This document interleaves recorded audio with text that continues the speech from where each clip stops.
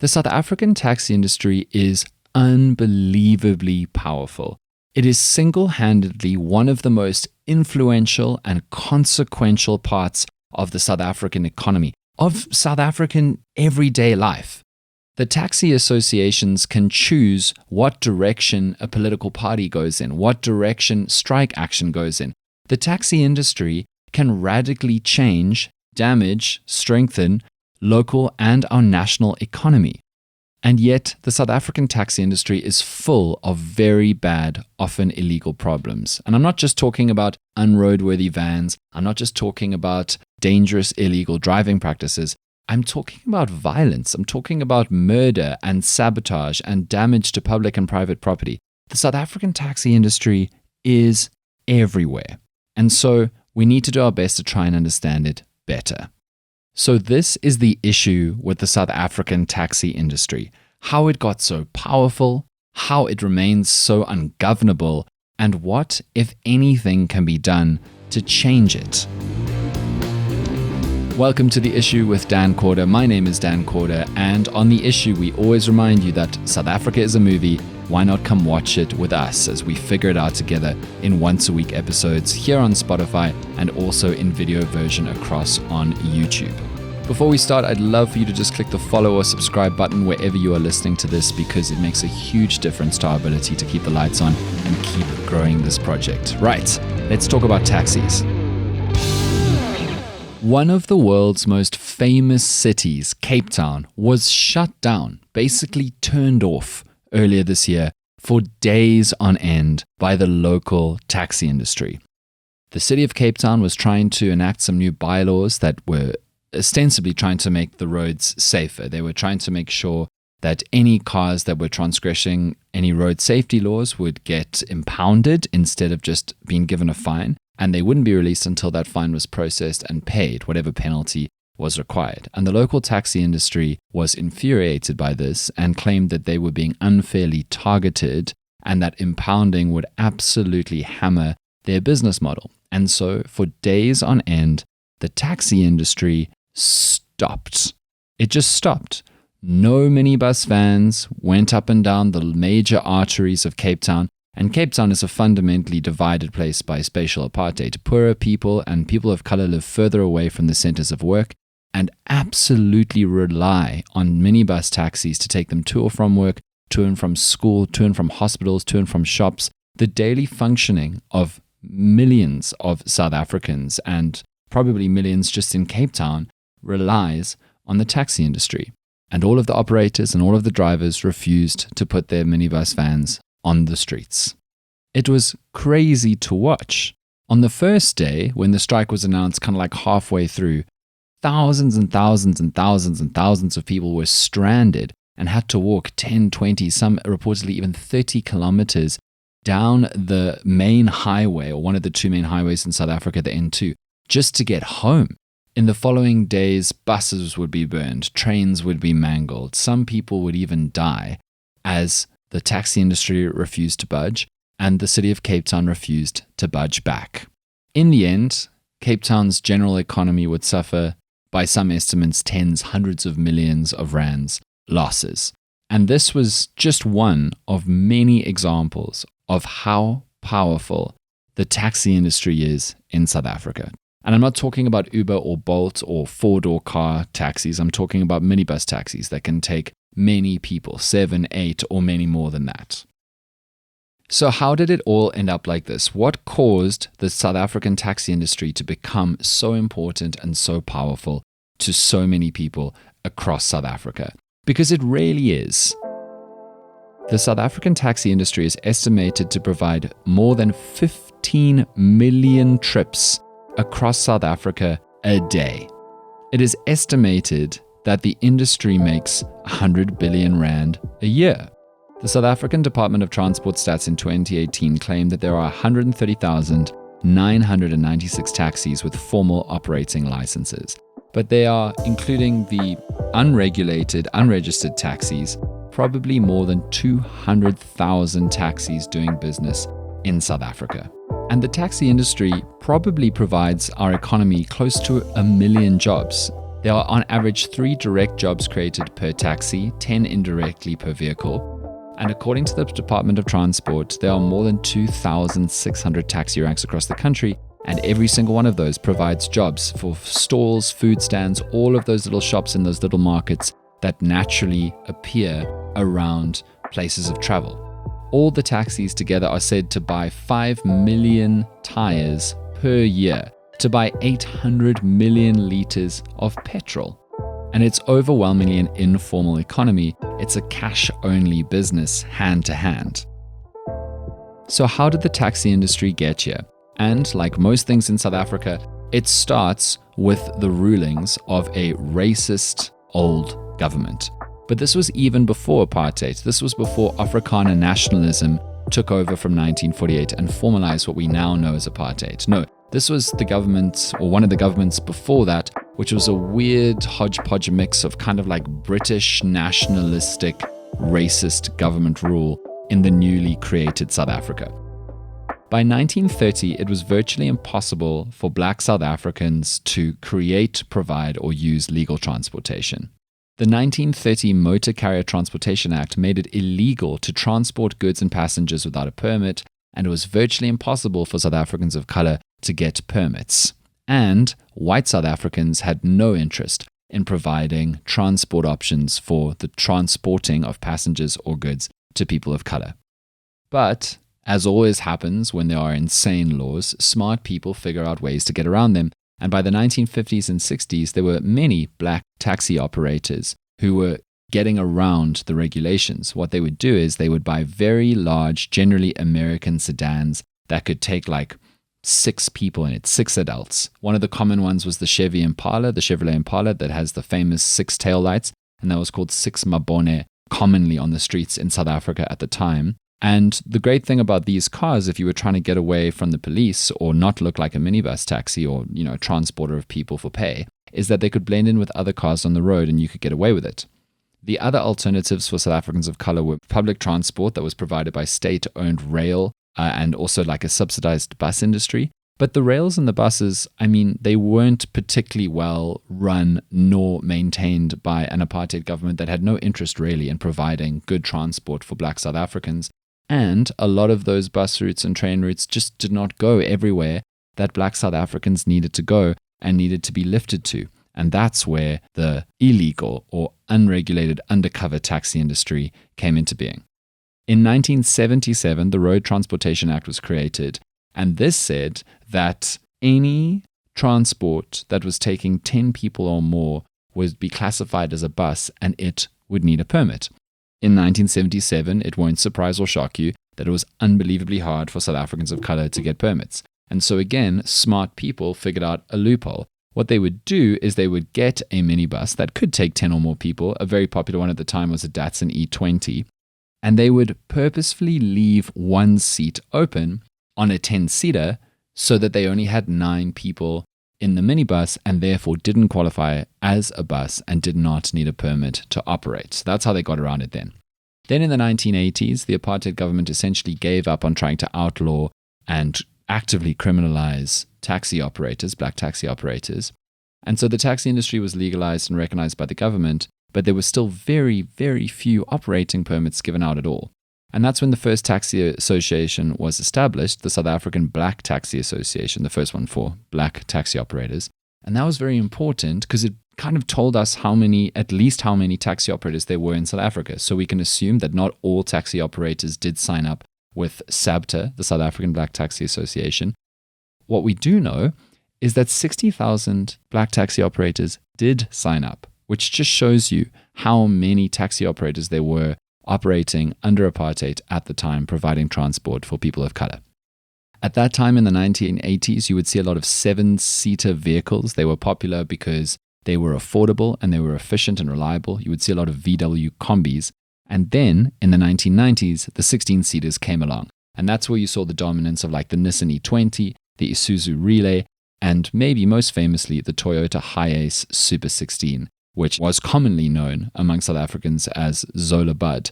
And that's because of the iconic Zola Bud, the South African Olympian who was famous for long-distance running achievements. Because In the eyes of South Africans, the Toyota Hiace was just like Zolabud. It could go very far, very fast, do very well, and be very reliable.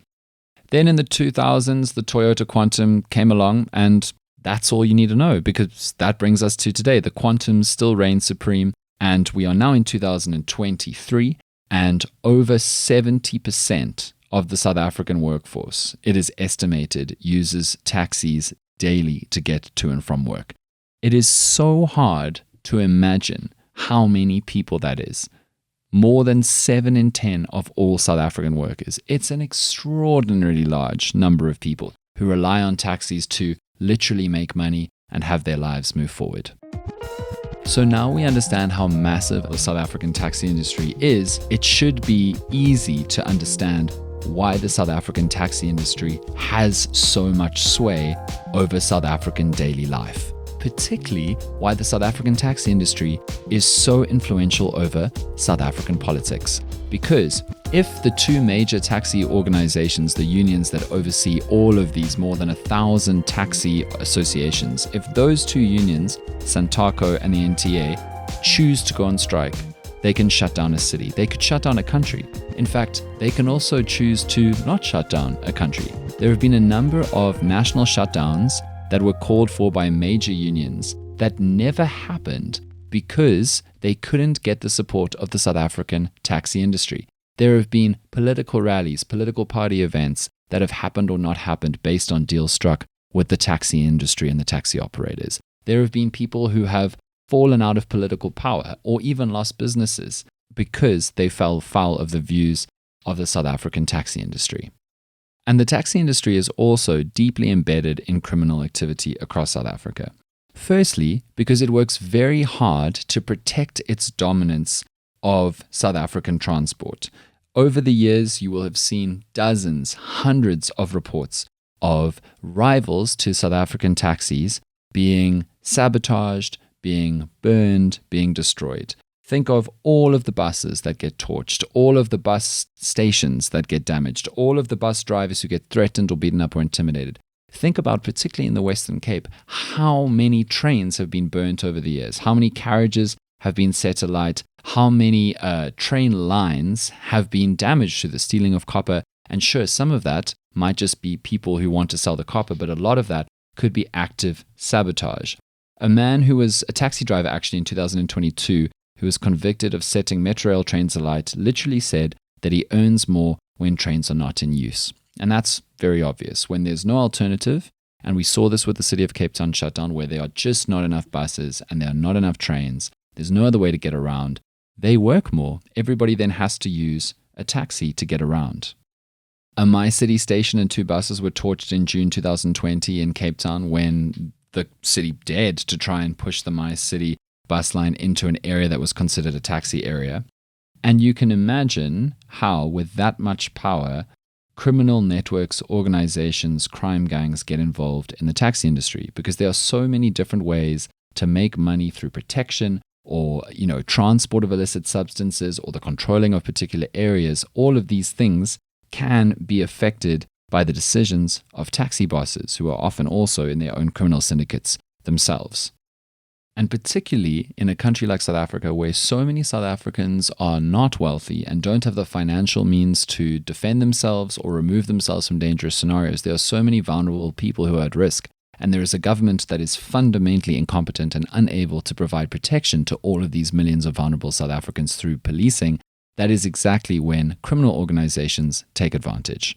And that's even before we talk about taxi violence, right? And you know how big taxi violence is. Like, there's a band called Taxi Violence. And whether or not you think it was in good taste for the band to call itself Taxi Violence, the fact that a band did call itself Taxi Violence speaks to how big a concept, a term, a headline that is in South Africa.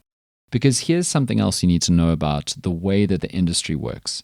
The vast majority of drivers are destitute themselves. They're very poor and they're desperate to make money. That's why they drive so irresponsibly. That's why they try to drive so fast and pick up as many passengers as possible and drop them off as quickly as possible. And they don't give much of a thought to the roadworthiness of their vehicles, their minivans themselves, because they desperately need to make money. The way it works is that a taxi boss will allow you to use their taxi, And in exchange, you've got to provide a minimum daily earning. Say it's 800 or 1,000 Rand. And then you've got to buy petrol. And only once you've made that money and got enough fuel, then the money that gets earned after that comes into your pocket. So quite often, taxi drivers will come out of a day earning nothing at all because all of their earnings have to go to the taxi bosses and to paying fuel costs. And that means that all taxi drivers are desperate and vulnerable. And they can't do anything about it because unemployment rates in South Africa and the rest of it, there are so many people who would love their position of being able to, I guess, have the opportunity to earn from driving a taxi for a taxi boss. And so they are screwed. And that's why they need to behave the way that they do behave on the roads. And then that causes intra-taxi industry, inside the taxi industry, taxi-on-taxi violence, because then taxi drivers and companies start fighting over routes, where they're allowed to drive, where they're allowed to earn. They start fighting over literal territory, taxi ranks themselves, and that is when the murders happen very, very quickly. And they happen a lot. The global initiative that looks at transnational organized crime estimates that nationally, of all of the hits, the motivated, targeted, planned murders between 2015 and 2020 in South Africa, half of them were involving and related to the taxi industry, which is insane. And it's not just low-level rank-and-file soldiers of the taxi industry or drivers. Sometimes they're incredibly powerful, influential people too. In fact, one of the taxi associations, CATA or the CATA, their president was murdered. His name was Victor Wiwi. He was murdered. And just to give you some idea, between April 2021 and March 2022, just so you know how regularly violent the taxi industry is, 110 taxi-related murders and 71 further attempted murders were committed in just the Western Cape in one calendar year, from April 2021 to March 2022. So the taxi industry is able to get away with all of this. And the reason why is how powerful it is over our politics, our business, and even our criminal underworld. And it's extraordinary, the numbers, actually terrifying. So you know that there is a crisis of no trains in South Africa. Our rail network is supposed to be helping millions of people get around in an affordable and efficient way. Between 2013 and 2019, 214 train carriages were torched nationwide, mostly in the Western Cape, but it is happening everywhere. Cape Town Metro Rail went from 90 carriages in 2015 to 44, it's less than half, just 3 years later in 2018. And as I said, it's not just Cape Town. In September 2023, 2 taxi owners got life sentences in the Pretoria High Court. They were successfully linked to taxi violence between 2019 and 2021. They were both operating without permits and attacked and murdered those that wanted to oust them. The convictions were multiple charges of murder, attempted murder, malicious damage to property, possession of unlicensed firearms. It is horrifying. In June 2023, the chairperson of one taxi alliance, PATA or PATA, was shot dead in another suspected taxi-related incident. Just now, in May 2023, Charmaine Bailey, who was a popular taxi entrepreneur, was killed at a Wynberg Taxi Association meeting at Maynard Mall. It seemed like a planned hit, because that venue is rarely used for meetings like that ever. Somebody must have known. And the thing is, most of these hits, murders, attempted murders, violence, sabotage, damage to property like buses, private bus companies, publicly owned government bus companies, government subsidized and run train networks that are supposed to be providing South Africans affordable, safe alternatives to the taxi industry, the vast majority of these acts, nobody is getting caught or convicted for. Certainly, virtually never the great and powerful figures in the taxi industry who are clearly sending foot soldiers out, people of lower rank and little power, to do their bidding. And that's because of the enormous political and economic and even criminal influence, the threat, the danger, and the power that the South African taxi industry has. And so now we know why it's so powerful. Now we know why it's so ungovernable. What happens next? What would it take to change this power dynamic for the better? Because people need to stop dying. People need to stop being exploited. People need to stop putting their lives at risk as drivers and passengers and other road users on the roads every single day. All of these things need to happen to make South Africa safer. And realistically, I don't think that any of this can be changed. Hear me out. To pull off real seismic change, to regulate the taxi industry, make it safer, and take away power from the dangerous, evil, self-interested figures in the taxi industry, you would need to have a government that is able to take the hit and the backlash and often the personal jeopardy of turning away the South African taxi industry, riding out the backlash of trying to regulate it and formalize it and arrest the big dangerous figures. You would need a political organization that was willing to go through that tumult in government. You would need a radical overhaul of our police force to police the response to the attempted regulation and disempowerment of dangerous figures in the taxi industry. Now, our police force can't do anything as is. They're just so useless. We need them to be able to step up and handle backlash from an enormous industry that is everywhere and that is incredibly powerful and very well armed. We would then also need a government to rapidly and effectively use taxpayers' money to create safe, effective, efficient, and affordable alternative means of transport. We need bus companies that run on time and are safe. We need trains that run on time and are affordable and are safe.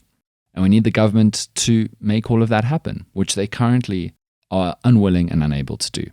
And so, truthfully, I don't think there's going to be any change, and I'm certain that the taxi industry will continue to be overwhelmingly powerful and decisive in South Africa for a very, very long time.